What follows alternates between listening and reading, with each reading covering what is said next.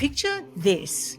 Someone walks into a real estate office having completed a short course, and within weeks they're handling the biggest financial decision of someone's life, a property sale. Should that concern us, or is that exactly the kind of open access that makes this industry work? Today on Thought Leaders, we are tackling the debate that's divided many in the industry for many years. The topic of raising professional standards. Would higher barriers protect consumers and elevate the profession, or will they choke off the diverse talent pipeline that the real estate industry so desperately needs? The more you raise the standards, the less talent you have. We want to have the best of the best operating within that landscape.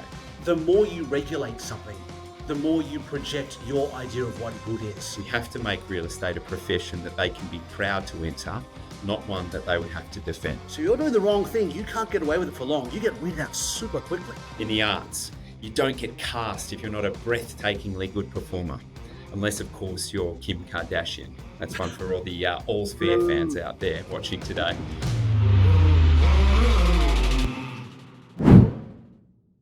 Welcome to a special type of Thought Leaders podcast, something we call Edge Case.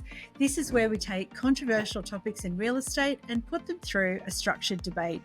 There are no winners here, just exploration. We're stress testing ideas to give you frameworks for your own thinking.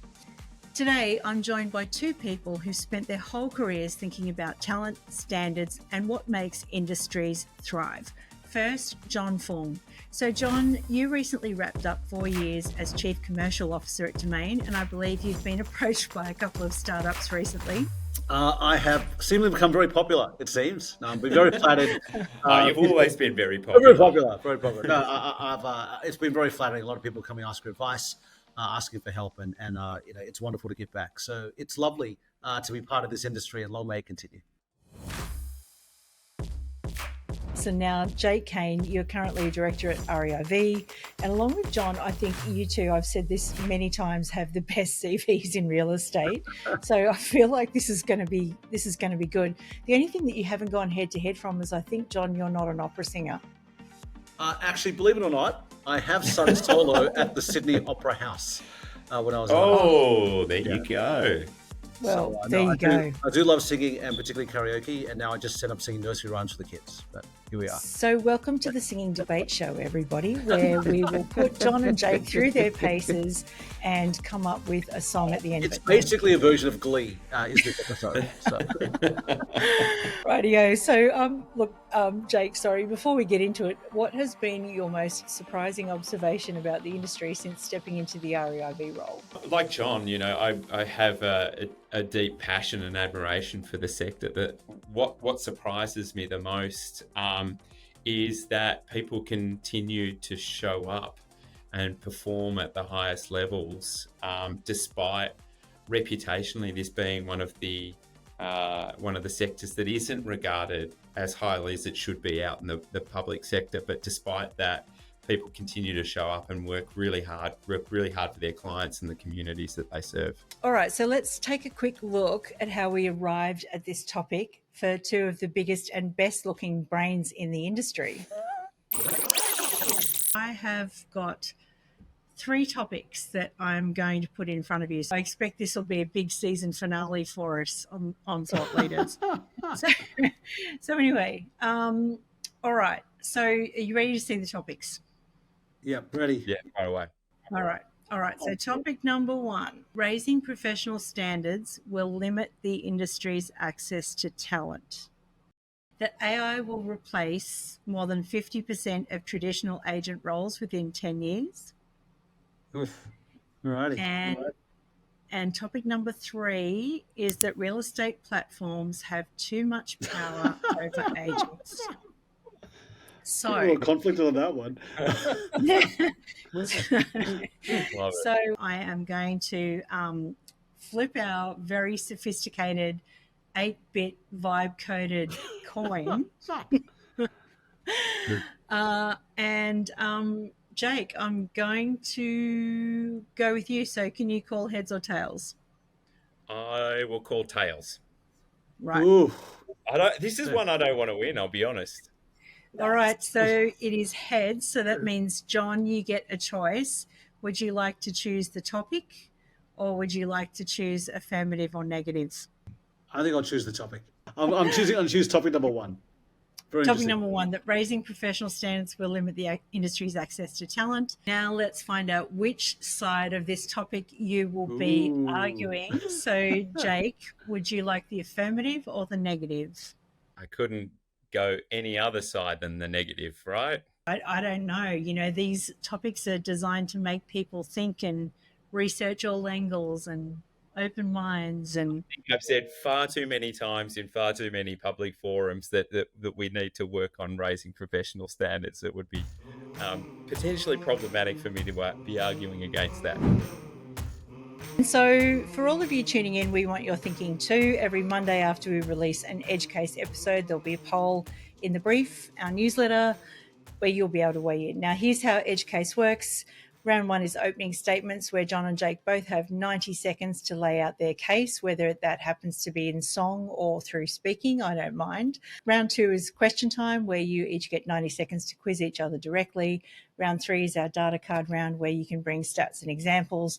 And then round four, I finally get to ask you both a question. So I want to emphasise to the listeners at home that John and Jake are both arguing assigned positions here. This isn't about what they personally believe, but they will tell us at the end. So, okay, you two, are you ready to challenge some assumptions and make our audience think? Super ready. Yeah. Super ready. Rightio, John. So I'm going to pull up the timer. It's your turn to make your opening statement, and your time starts now. This debate is fundamentally about, will higher standards for real estate professionals raise the overall satisfaction of the industry? And I want to give you three reasons why I don't think that is the case. Number one, the more you raise the standards, the less talent you have. At Google in the beginning, we required our product managers to not just have a degree in business, but also a degree in computer science. We thought it was incredible. We got such high quality people. The reality is we're scaring off 80, 90% of the population that could have applied and done a great job in that role. And what we found over time in the war for talent is we lowered those standards, but we actually got not just more people, we got just as good people, but just much more of them. And that's reason number two. Less talent means more homogenous talent. Higher standards mean more homogenous talent and less surprise talent. We found when we did that at Google, we just got a lot of cookie cut folks. Once we lowered it, we got all sorts of interesting people, particularly minorities, people who haven't had time to pursue those degrees, who brought in new, fresh ideas. And for the many real estate amazing professionals and CEOs I've met, some of you'd never fit the cookie cutter model of what a real estate agent would look like. But they've come in and they've been very successful. They only discovered that once they entered. And lastly, in an industry that's being disrupted, standards are actually a lagging indicator. I came from Uber, and Uber disrupted a highly standardized and regulated industry, taxis. But those standards didn't mean higher quality. Removing those standards and democratizing it actually created a much better and satisfying customer experience through Uber rather than taxis. Raising standards means less talent means less diverse talent. And when you're disrupting an industry, you want higher standards, but you think higher standards give quality, they actually don't. Interesting. Well, you went a little bit over time there, but we'll allow it just this once. And so now it is Jake's turn to give your opening statements on the negative, why you think that the standards should be raised. So you've got 90 seconds and your time starts now. When we think of talent-based industries, it's understood that genuine talent is the price of entry. But as John's alluded to, when it comes to real estate, in some ways, it's like the inverse is true. In professional sport, you don't get drafted if you can't play that sport at an elite level. In the arts, you don't get cast if you're not a breathtakingly good performer, unless, of course, you're Kim Kardashian. That's one for all the All's Fair fans out there watching today. Now, as you've heard, I started my career as a professional opera singer, and I worked with a famously blunt Russian conductor who used to say, "You have great voice. Who cares? Everyone here has great voice. You need that just to walk through the door. It's the absolute minimum."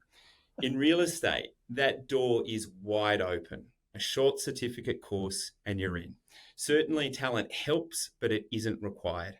And that is the problem. because what truly limits our access to talent isn't raising standards, it's not having any.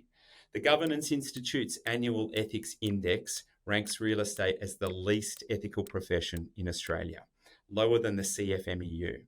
That perception of low trust, low professionalism, low accountability, that keeps bright, capable, and talented people out of this sector. We're not losing talent because the bar's too high. We're losing it because it's too low. If we want the best and the brightest to join us, we have to make real estate a profession that they can be proud to enter, not one that they would have to defend. Interesting. That's a good argument there, and I have to say that the Russian accent was excellent. This debate is over. I mean, how can you do that?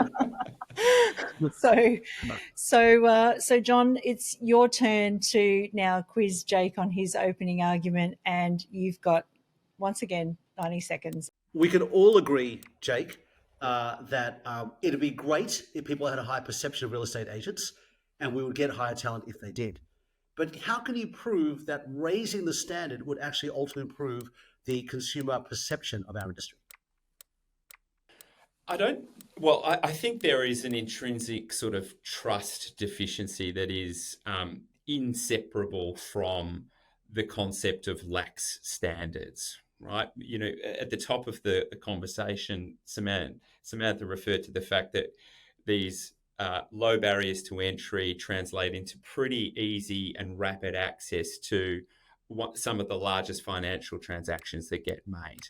It's inherent in that tension and the relationship between low qualification and high value, that there's almost a systemic mistrust or distrust or trust deficiency.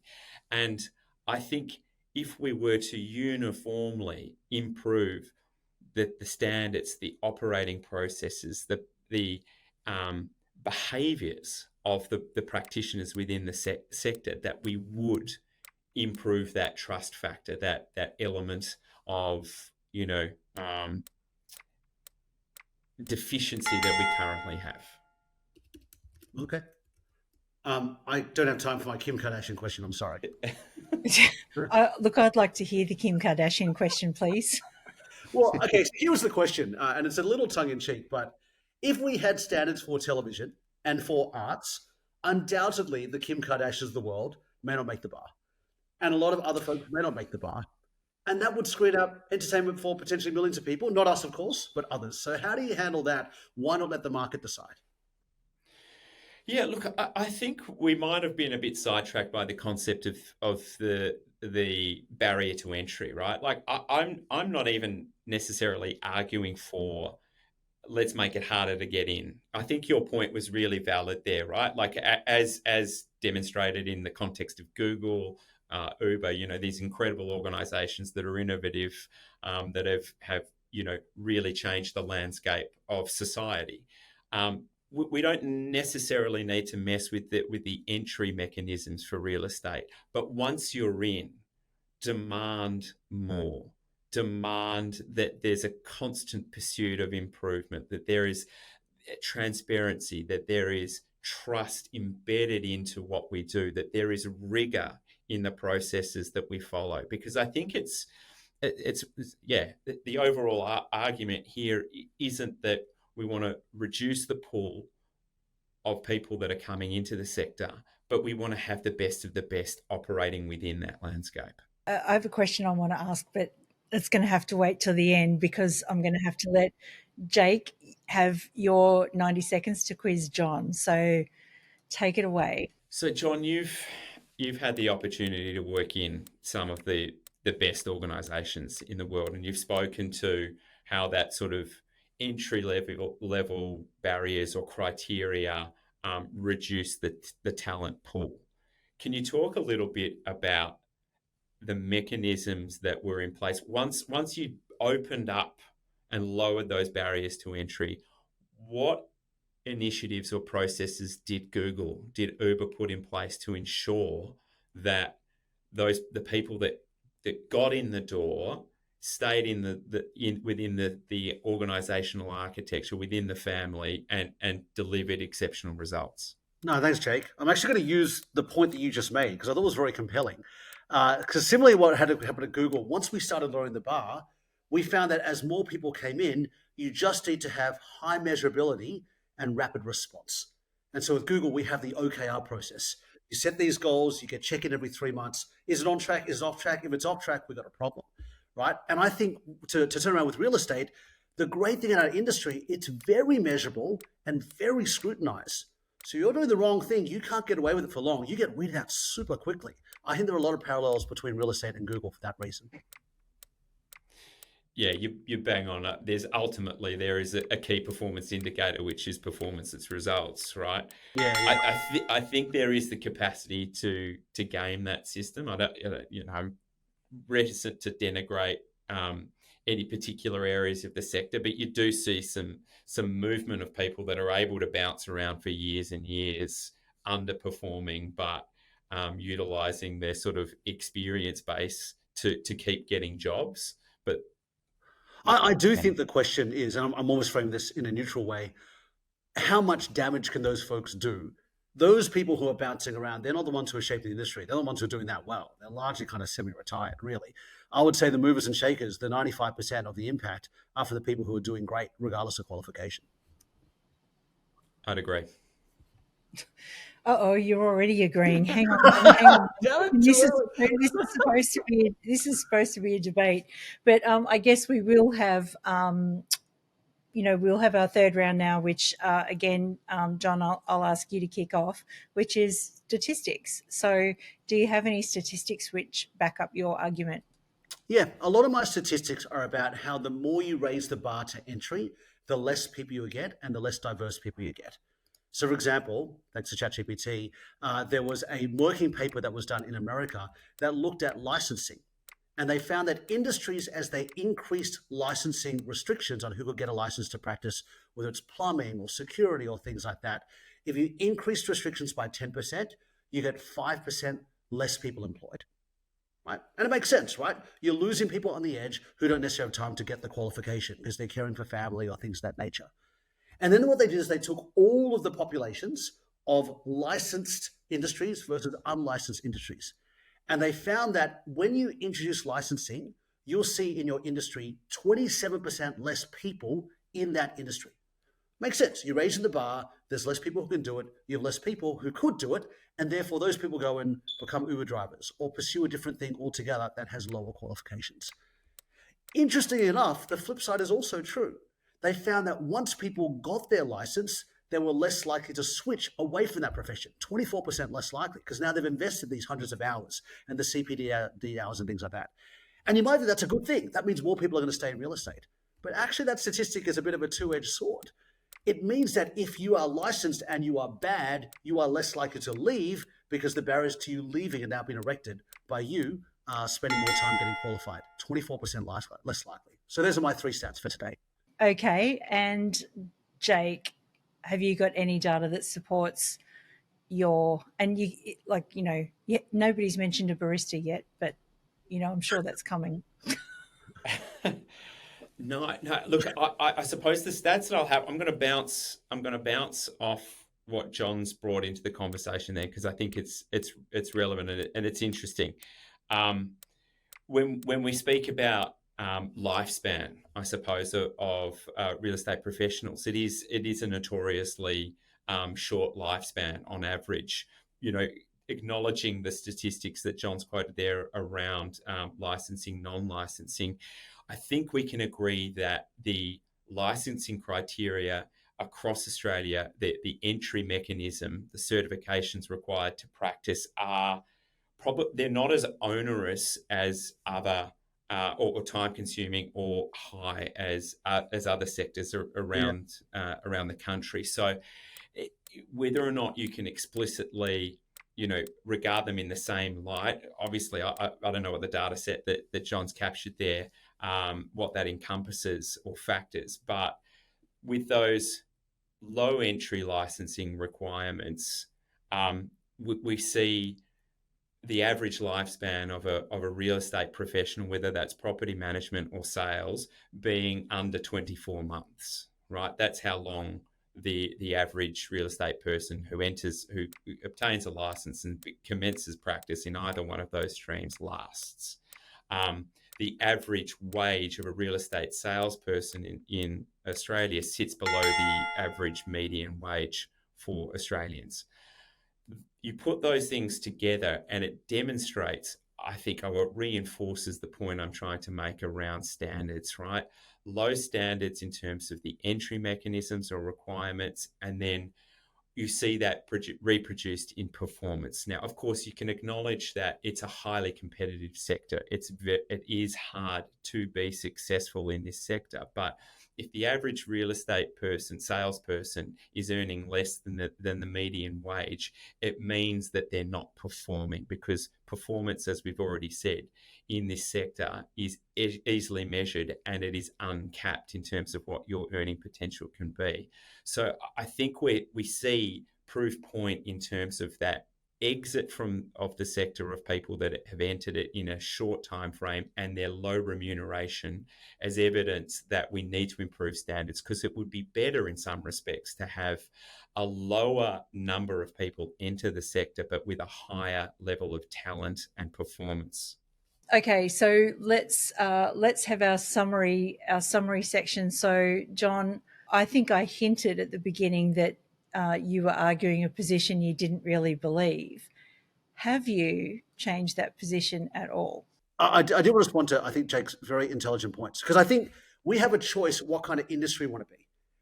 One extreme, if I take, we want long tenure, we want high quality people only, we want long service. To me, that's a bit like the legal profession. It takes like 5-10 years to become a fully fledged lawyer, right? And as a result, once you're a lawyer, you only leave, you're going to make more money elsewhere, right? And as a result, you get a very narrow funnel, but you get very deep, right? And on the other extreme, you have like arts, sport. Anyone can play a sport. There's no standard.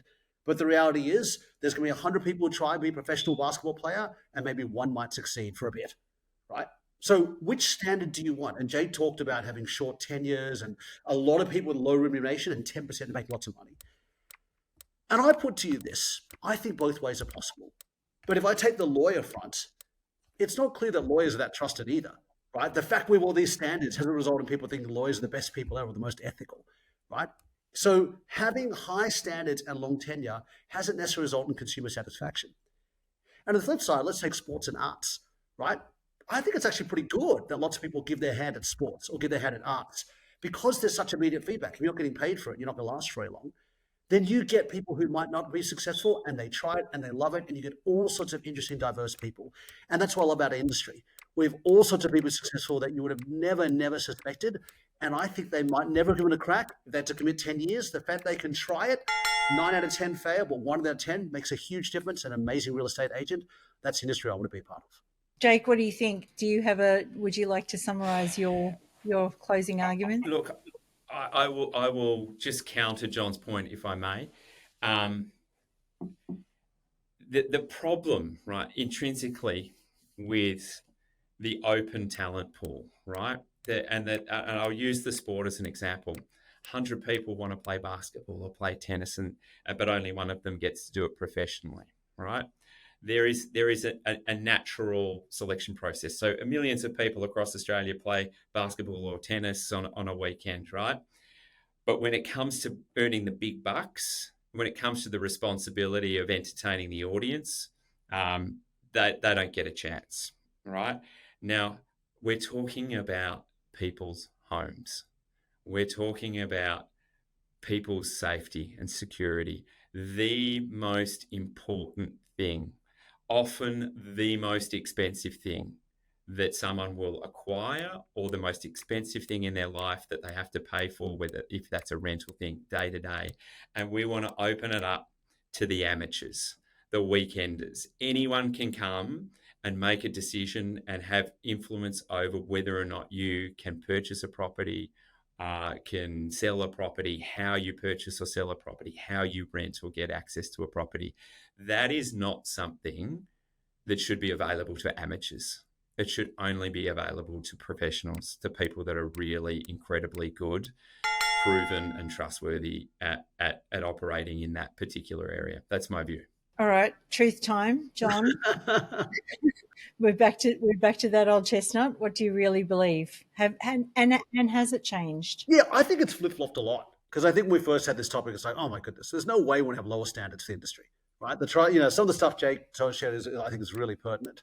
And generally, if you look at that list that he talked about, the professions at the top of the list, doctors and nurses and things like that, are all highly regulated, both on the front end and considering CPD. Right. So I thought that was pretty compelling. And then when I had to put the hat on of like, well, how do I disprove this? I really embraced this whole like Uber versus taxi and like Google lowering the standards and things like that. And I do think that there is something said about you want people to have a crack. And the easier make it to have a crack, as long as there's that measurability and as long as there's that feedback from the market, I think that actually results in this interesting, diverse talent pool of people you'd never suspect who'd end up being a real estate agent. People, you've got MBAs, people never, even barely completed, middle or high school, and some of them make amazing agents, and a lot of them don't, and they get out pretty quick. Ultimately, I find Jake's persuasion very persuasive. I think if we are going to make real estate feel more like a profession than just a job, it's got to have something that's got teeth. And I do think it's important stuff. And because it's such an important thing like purchasing a house, whenever a real estate agent makes a mistake, it casts doubt on all of us, right? Just as we'd be saying with doctors and nurses, one mistake magnified more than 1,000 successful operations. So I'm a huge fan. I'll flip back. I think we should raise the bar. Raise the bar at the front, raise the bar as we go. Interesting. And Jake, have you changed your position any? No. It's not because John doesn't make incredible points, as he always does, right? And I think the illustrations from the context of Google and Uber in particular, demonstrate that two things that seem to be contradictory can be true at the same time.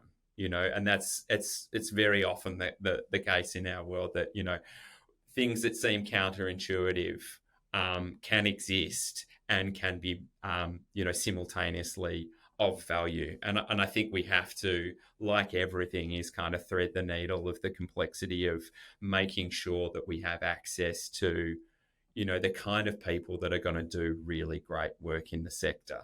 And having hard and fast rules will invariably cut us off from a supply of people that could be the ones that move the needle for us, whether that's reputationally, whether that's through innovation, whether that's through redefining what incredible looks like. So we have to be able to do two things at once, walk and chew gum. So there's truth, I think, in both of what has been both of our arguments today. I was listening to your Kim Kardashian arguments with much interest, because I'm going to play devil's advocate for a moment. Yes, she's unqualified for a lot of things, but she's a super smart marketer. And if Kim Kardashian posted a couple of photos of a house on real estate on her Instagram because she decided that she wanted to sell real estate, so let's just picture this. Kim's put herself out the front of a house, posted 6 photos, said, I'm selling houses now. How many buyers would she have at her behest? Lots. Push competition up for that property.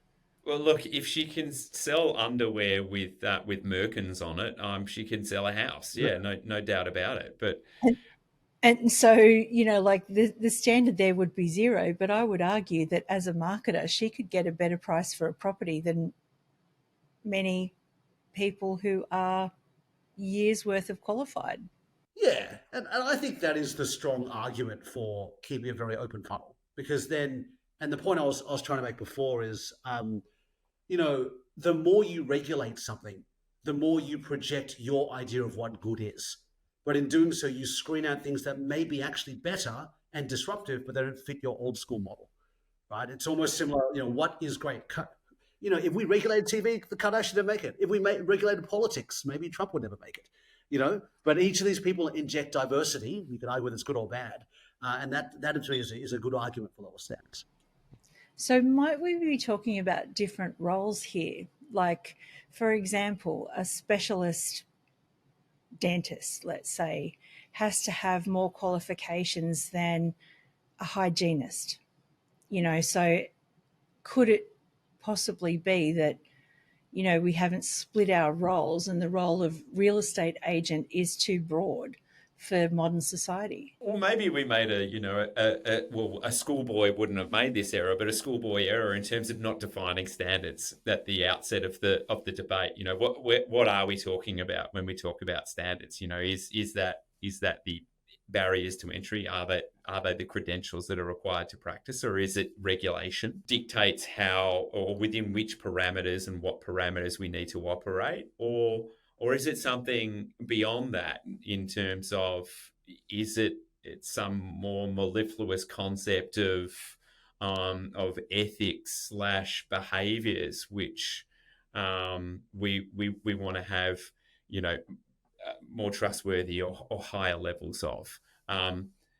So I think we're sort of touching on elements of each of those in terms of the conversation that we've had today, and maybe it's all of those things together. But I think to John's, I'm coming around as we get further towards the end of this conversation to this like the funnel, to borrow his term, right? The broader the funnel is, the more capacity we have for creativity, of innovation, of redefining things, and we are a sector that remains stubbornly not anachronistic per se, but with one foot in a bygone era. I think we're slow to respond to change, and we're pretty often cemented in our habits and practices and thinking within the sector. And we need more people that are coming in saying, hey, why don't we do it like this? Like you, Sam, like you're an innovator in the sector. Like we need more people who are challenging the status quo. Higher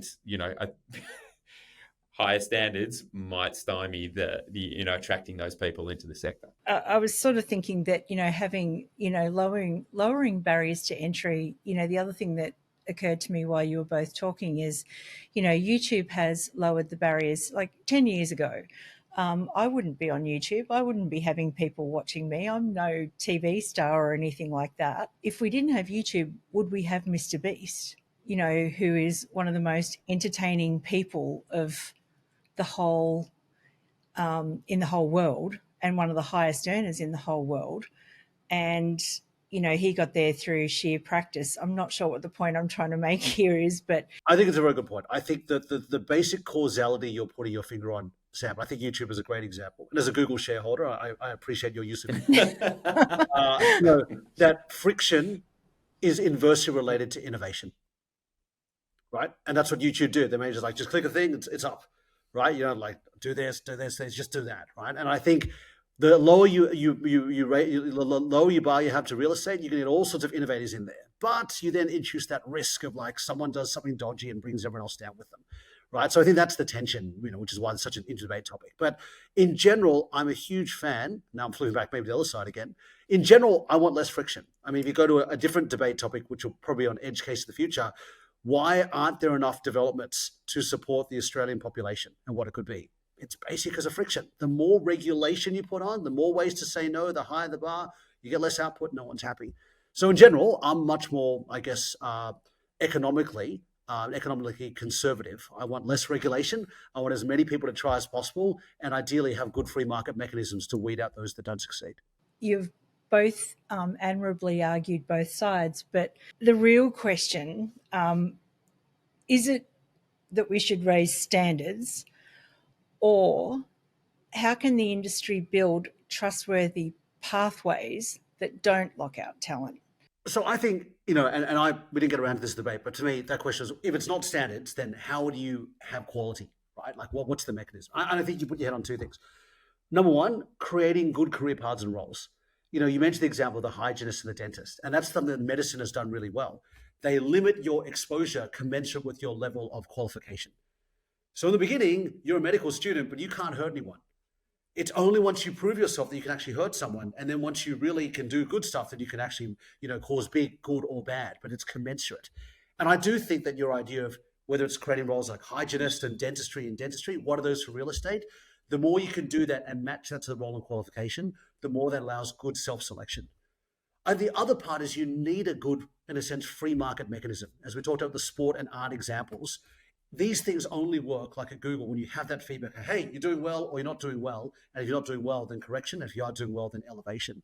And so I think, this is why I love what you do, Sam. Like the elevation and the amplification of both good and bad is actually very important for a free market force to do its work, whether it's ratings, whether it's articles or things like that. So I think those are two things that could be alternatives to just raising standards on the front end. And I mean, Jake, I guess you and I both know that 25% of underquoting complaints come from agents themselves.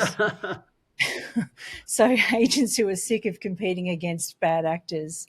So, and maybe it's a question for some of those both bad of you. actors are considered, by that performance metric as some of the best operators in the sector. And this is the problem, right? Potentially, there's a misalignment in terms of rewards. It's intrinsic to these types of sectors in terms of the reward for certain behaviors is significant, and it doesn't disincentivize compliance with regulations or compliance with what would be considered best practice or ethical behavior. The entry mechanisms and the regulation, or is it correlation or causation in terms of the kind of people that come into the sector seeking the rewards that are on offer, and then the perpetuation or proliferation of certain behaviours that bring into disrepute all of those people out there that are having a crack at doing everything in the best possible way. I think the sector, like a lot of sectors, right? Like we're not on our own in this regard, suffers from a disadvantage in terms of like a disproportionate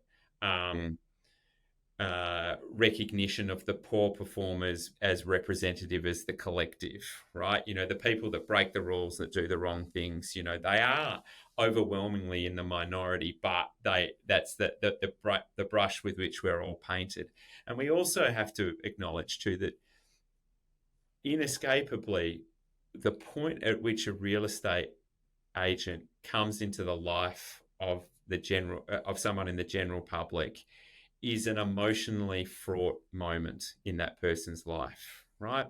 Whether they're buying or selling. And it might not necessarily be a negative time in their life, but it often is. The sale of a house is the death of a loved one, is the breakup of a relationship, is the leaving of children from the home, is that I can't afford this place anymore. And on the other side of the equation, it might be that we're moving out for the first time, or we're moving in together for the first time, or we've got a child on the way. It is laden with emotion. And as a result, a person that comes into that context, which is inescapably, intrinsically linked to some momentous life occasion, right? And tries to monetize it and tries to extricate the most value, it's really hard to avoid some feelings of resentment or apprehension at that person who is the broker that's been brought into a highly important moment in those people's lives. So there's a sort of disadvantage there too, because it's so emotionally fraught. Doesn't matter if you're absolutely perfect, respectful in the way that you comport yourself throughout that process. It's really hard to escape, some kind of feeling of uneasiness about the role that we play in people's lives at that point.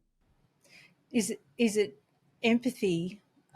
What you're describing there is such a tricky thing to be able to teach someone. Yeah, and I still think even the most empathetic people, right? The second you start ascribing dollars and cents to the death of a loved one, the arrival of a first child, to the breakup of a marriage, right? The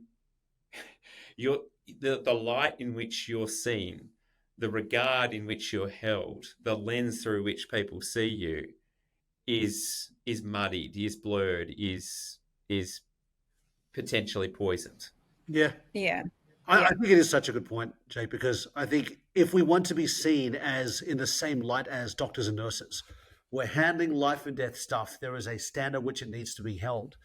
And I do think that high standards are the answer, even if that means that you just, you close yourself off to a bunch of people who wouldn't have tried it without putting the few hundred hours in. And I think as long as we don't, then the 1%ers, where there's a problem, will tarnish us all. Well, this has been a super interesting conversation, and I just want to thank you both for bringing your brains and your honesty to this. Thank you, John. Thank you, Jake. And for everyone listening, here's your homework. Head to the brief on Monday and vote in this week's poll. Do you think raising professional standards will limit access to talent, or will it attract better people to the industry? We want to know where you land. And if this episode challenged something that you believe, share it with your team. Start the conversation with your agency. That's how we move the industry forward, not by pretending that there are easy answers, but by having better conversations about the hard questions. This has been Edge Case. I'm Samantha McLean. See you soon.